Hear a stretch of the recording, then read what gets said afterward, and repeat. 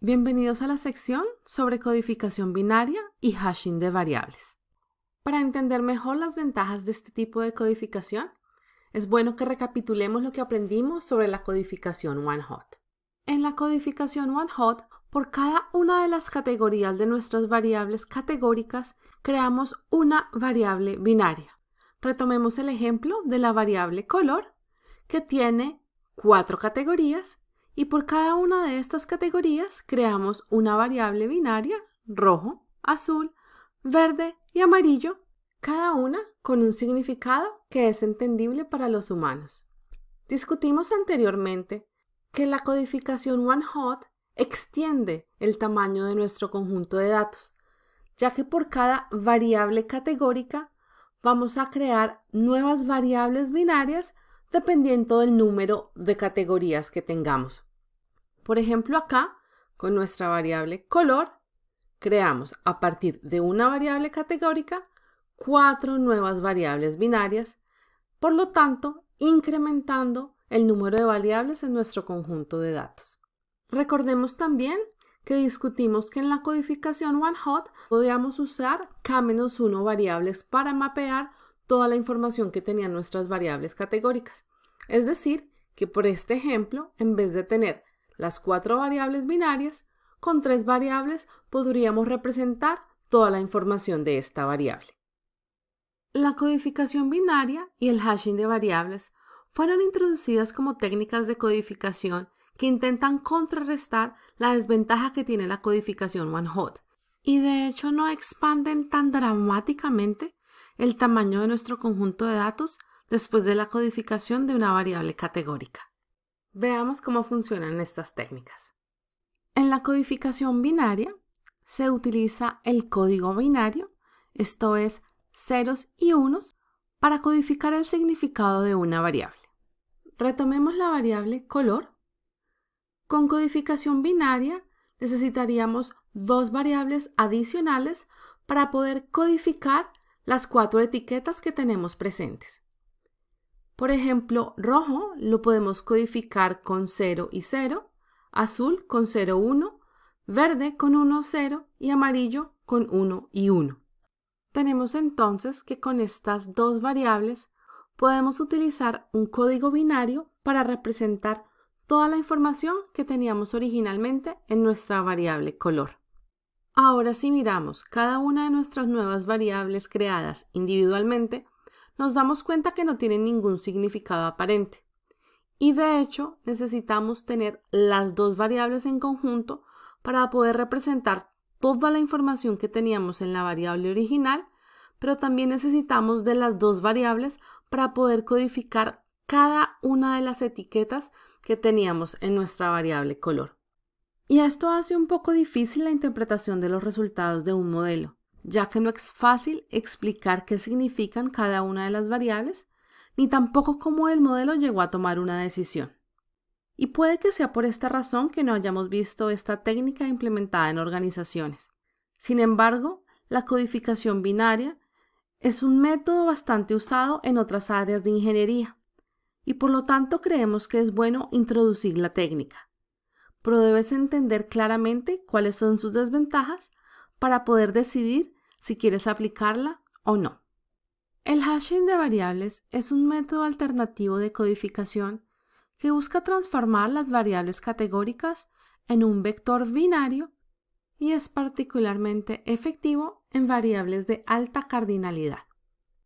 Primero que todo, en este método se debe preseleccionar el tamaño del vector binario que vamos a utilizar para codificar las categorías de una variable. Si tomamos el ejemplo con la variable color, vamos a decidir codificar con 3 variables todas las categorías presentes. Luego debemos buscar un método de hashing para codificar las variables, y esto es un mapeo que nos permita transformar cada una de las categorías en un valor numérico. Y la restricción de este método de hashing es que los valores resultantes vayan desde 0 hasta n-1, donde n era el número de variables preseleccionado para el vector binario. Existen muchos métodos para el hashing de las variables. Un método bastante común es simplemente mapear cada una de las categorías en un número. Por ejemplo, contamos el número de letras que tiene cada categoría, lo dividimos por el tamaño del vector binario, en nuestro caso era 3, y aplicamos la operación matemática módulo y tomamos el residuo de esta operación como resultado del valor del hashing. En el ejemplo que tenemos acá, vamos a utilizar unos valores arbitrarios como resultado del método de hashing. El siguiente paso es utilizar estos valores del hashing para indicar cuál es la posición en el vector binario en las cuales vamos a poner unos. Tomemos un ejemplo. Tenemos la categoría rojo. El valor del hashing es 2. Esto quiere decir que en la posición 2 vamos a tener un 1. Si esta es la posición 0, esta es la posición 1 y esta es la posición 2, acá tenemos el 1. Tomemos el siguiente color, azul. El valor del hash es 1, por lo tanto en la posición 1 tenemos un 1. Para el verde tenemos que el 1 va en la posición 0, ya que es el valor del hashing. Y para la categoría amarillo, el valor del hashing es 1, por lo tanto tenemos un 1 en esa posición. Como en este tipo de codificación estamos mapeando un número grande de categorías en un número más restringido de valores, existe la posibilidad de que diferentes etiquetas tengan el mismo valor, como es el caso del color azul y el color amarillo.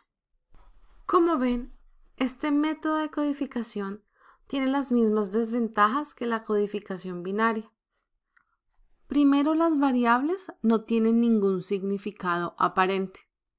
Y segundo, necesitamos de todas las variables para poder codificar cada una de las etiquetas que teníamos en nuestra variable original.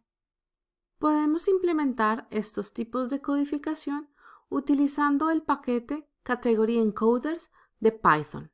Aquí encontrarás el transformador Binary Encoder que, como su nombre lo indica, implementa la codificación binaria de las variables categóricas.